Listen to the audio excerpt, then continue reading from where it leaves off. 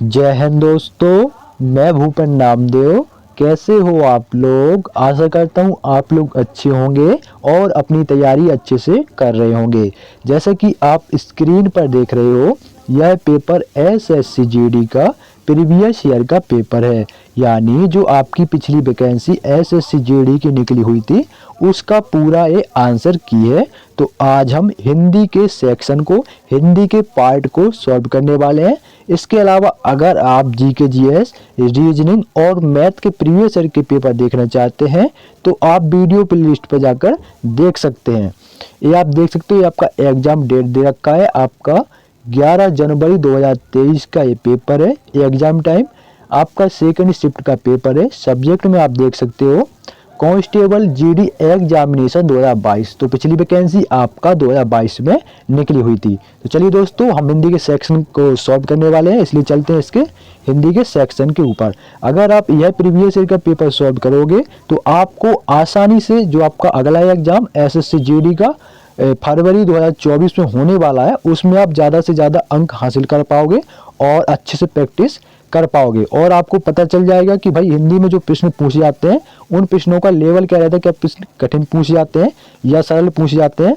इसके अलावा क्या आप उसमें मुहावरे पूछे जाते हैं, विलोम शब्द, पर्यायवाची, कैसे कैसे प्रश्न पूछे जाते हैं, किस प्रकार के पूछे जाते हैं, ये सब आपको पता चल जाएगा। तो वैसे ही आप तैयारी कर सकते हो, ठीक है। अगर आप प्रैक्टिस सेट लगाओगे तो बुक की तो कोई ज़रूरत ही नहीं पड़ेगी, यहीं से आपका सब आराम से हो जाएगा। तो हिंदी में कैसे आपको 20 में से 20 अंक लाने हैं वो आप खुद देख लो। तो ये आप देख सकते हैं, आपका सेक्शन डी आ गया, ठीक है ना, पार्ट डी आ गया सेक्शन हिंदी का। तो आप देखेंगे हिंदी का एक सेक्शन चालू हो गया। तो आपका जो पहला प्रश्न है,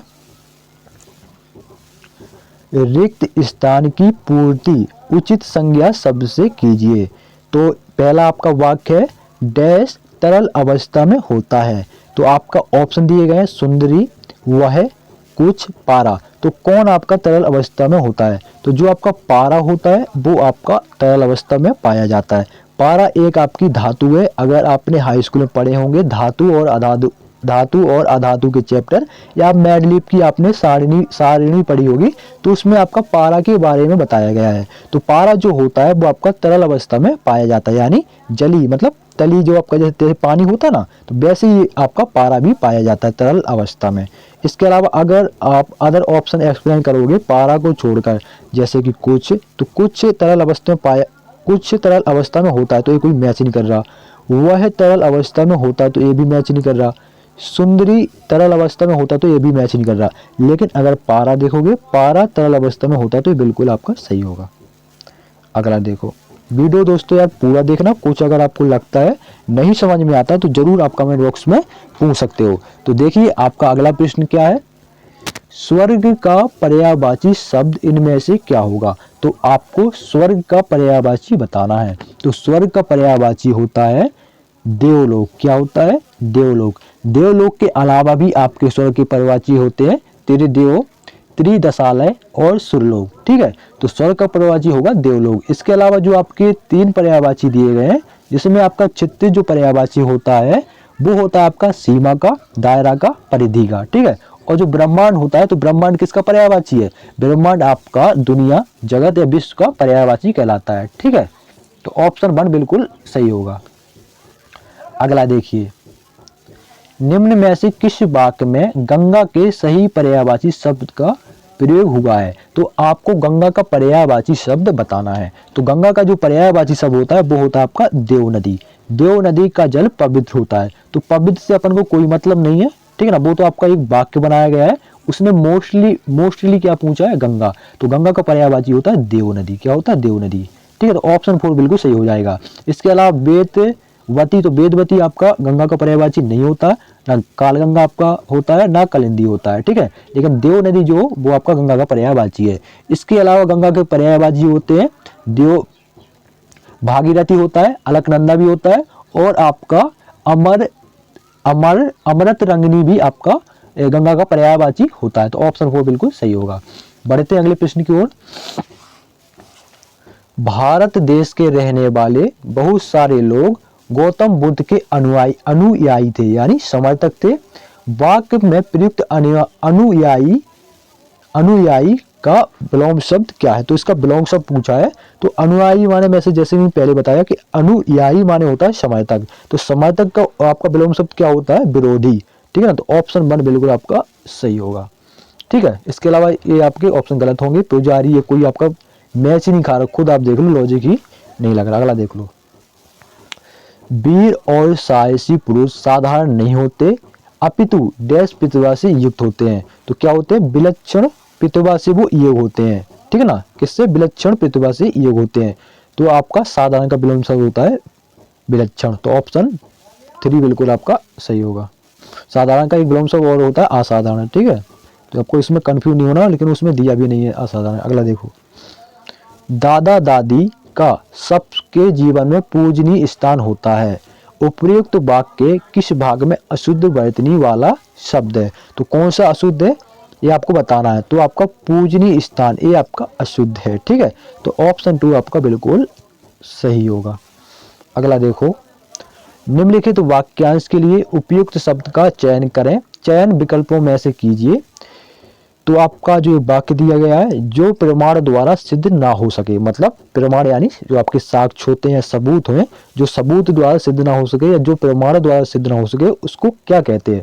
उसको कहते हैं अप्रमेय। क्या कहते हैं? अप्रमेय। ऑप्शन 4 बिल्कुल सही होगा। अगला देखो, जो अपनी जगह से ना डगे, जो अपनी जगह से ना डगे, वाक्यांश के लिए उचित शब्द बताइए। तो जो अपनी जगह से ना डगे उसे क्या बोलते हैं? अडिग। मतलब वो अपनी जगह पे खड़ा हुआ है, या टस से मस नहीं हुआ, मतलब इधर से उधर भी नहीं हुआ, अपनी जगह पर। जैसे मान लीजिए एक टांग पे खड़ा है, तो मान लीजिए इधर से टस के मस नहीं हुआ, एक टांग पे खड़ा है। तो जो अपनी जगह से जो अपनी जगह से ना डगे तो उसे अडिग कहते हैं। अडिग है। या वो अपनी बात, उसने बोल दिया कि आज पानी बरसेगा, नहीं सॉरी, उसने बोल दिया कि आज मैं कुआं खोद दूंगा, तो बिल्कुल आज कुआं खोद के ही मानेगा, वो अपनी बात पर अडिग है बिल्कुल। तो ऑप्शन 3 बिल्कुल सही होगा। अगला देखिए, निम्नलिखित वाक्यांश के लिए एक सार्थक शब्द चुनिए। तो आपका ये वाक्य है, जिसे पार करना कठिन हो उसे क्या कहते हैं आपको बताना है। तो जिसे पार करना कठिन हो उसे कहते हैं दुस्तर। क्या कहते हैं? दुस्तर। तो ऑप्शन 3 आपका बिल्कुल सही होगा। अगला देखिए, निम्नलिखित मुहावरे के लिए उपयुक्त सार्थक शब्द है। तो आपका ये मुहावरा है, बहती गंगा में हाथ धोना। तो सभी लोग जानते हैं, आपने हाई स्कूल में क्या 8 में 6 में ये सब अच्छे से पढ़े होंगे। तो बहती गंगा में हाथ धोने का मतलब है अवसर का फायदा उठाना। क्या होता है? अवसर का फायदा उठाना। जैसे कि अभी आपका चुनाव है, तो चुनाव में बहुत सारी वैकेंसी निकल रही हैं कि आपका SSC GD, Delhi police, UP police, RPF constable. तो आपकी गंगा बह रही है, तो इस गंगा में हाथ धो लो। ठीक है ना, अभी अवसर का फायदा उठा लो, फिर ये अवसर नहीं मिलने वाला। तो ऑप्शन 1 बिल्कुल सही होगा। अगला देखो, रेखांकित शब्द के स्थान पर सर्वोचित विकल्प चुनिए।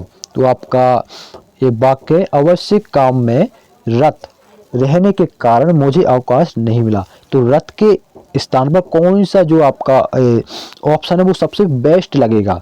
तो आप अगर रत के स्थान पर व्यस्त करोगे, रत के स्थान पर अगर व्यस्त रख दोगे, तो आवश्यक काम में व्यस्त रहने के कारण मुझे अवकाश नहीं मिला, मतलब मुझे छुट्टी नहीं मिली, मैं अपने काम में व्यस्त था। तो रत के लिए आपका व्यस्त जो है बिल्कुल सही बैठेगा। तो ऑप्शन 1 बिल्कुल आपका सही होगा। ठीक है, अगला देखो, लाल किला भारत की डैश इमारत है, वाक्य में रिक्त स्थान की पूर्ति शुद्ध वाक्य द्वारा कीजिए। तो लाल किला जो है वो आपकी भारत की ऐतिहासिक इमारत है। क्या है? ऐतिहासिक इमारत है। ऐतिहासिक ये आपका गलत ही लिखा है, आपका ये शब्द सही नहीं लिखा है। ऐतिहासिक ये भी शब्द आपका सही लिखा है, और ये भी शब्द आपका सही नहीं लिखा है। ठीक है ना, जो आपका ऐतिहासिक का सही शब्द होता है वो होता है ऐतिहासिक। तो लाल किला भारत की ऐतिहासिक इमारत है। तो ऑप्शन 1 बिल्कुल सही होगा। अगला देखिए, वाक्य में रेखांकित शब्द के स्थान पर सर्वोचित शब्द का चयन करें। तो आपका ये वाक्य है, प्रत्येक भारतवासी को हिंदी का सामान्य ज्ञान होना चाहिए। तो सामान्य के स्थान पर कौन सा जो है अक्षर आपके लिए सबसे बेस्ट होगा, कौन सा ऑप्शन सबसे अच्छा बेस्ट होगा। तो सामान्य के स्थान पर आप व्यवहारिक करिए, प्रत्येक भारतवासी को हिंदी का व्यवहारिक ज्ञान होना चाहिए। क्या होना चाहिए? व्यवहारिक ज्ञान होना चाहिए। तो ऑप्शन 3 बिल्कुल आपका सही होगा। अगर आप अदर करोगे, और ऑप्शन सेलेक्ट कर तो इसको एक्सप्लेन करके देखिए। प्रत्येक भारतवासी को हिंदी का साहित्यिक ज्ञान होना चाहिए। साहित्य का ज्ञान लेके वो क्या करेगा, ठीक है, तो ये भी गलत है आपका, ठीक है। फिर कह रहा है प्रत्येक भारतवासी को हिंदी का सामाजिक ज्ञान होना चाहिए, तो ये भी गलत। और प्रत्येक भारतवासी को हिंदी का लौकिक ज्ञान, ये भी गलत, ठीक है ना। तो आपका क्या होना चाहिए, व्यवहारिक ज्ञान होना चाहिए।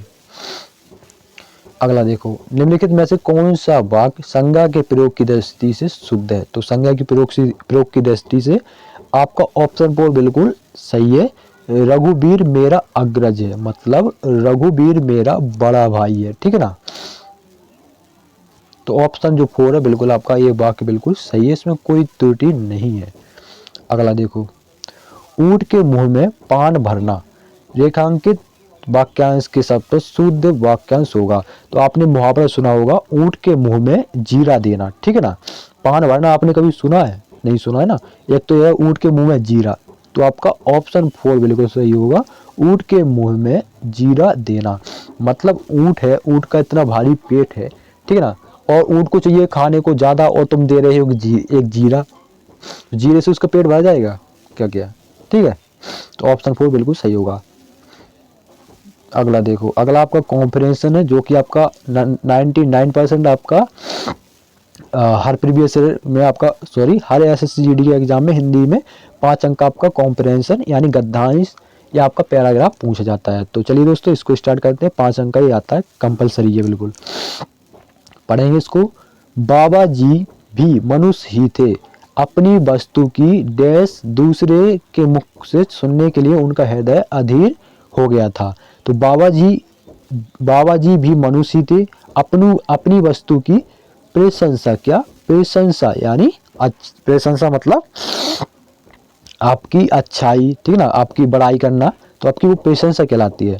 तो अपनी वस्तु की प्रशंसा दूसरों के मुख से सुनने के लिए उनका हृदय आधीर हो गया था। तो सभी लोग के, अगर आप SSC-GD में सिलेक्ट हो जाओगे और आपकी कोई प्रशंसा करेगा, बड़ाई करेगा कि भाई इतना मेहनत करता था और SSC-GD में सिलेक्ट हो गया, तो आपकी प्रशंसा ही हुई, तो ऑप्शन 2 बिल्कुल सही होगा। क्या निंदा होगी, बिल्कुल नहीं, बुराई बिल्कुल नहीं, नाम बिल्कुल नहीं, ठीक है। अगला देखिए, अगला आपका जो है, घोड़े को खोलकर बाहर गए, डैश वायु वेग से उड़ने लगा। घोड़े को खोलकर बाहर गए, घोड़ा वायु वेग से उड़ने लगा। तो घोड़ा आएगा, यहाँ पर क्या आएगा, घोड़ा आएगा। मनुष्य थोड़ी उड़ने लगे, वहां मनुष्य कहाँ से आ गया, मनुष्य थोड़ी वायु के वेग, बैल उड़ेगा, बिल्कुल नहीं, बाबा उड़ेगा, बाबा क्यों उड़ेगा भाई, घोड़ा उड़ेगा, क्योंकि क्या बोल रहे वो, घोड़े को खोल कर बाहर गए, तो घोड़ा ही उड़ेगा ना। तो ऑप्शन 2 बिल्कुल सही होगा। अगला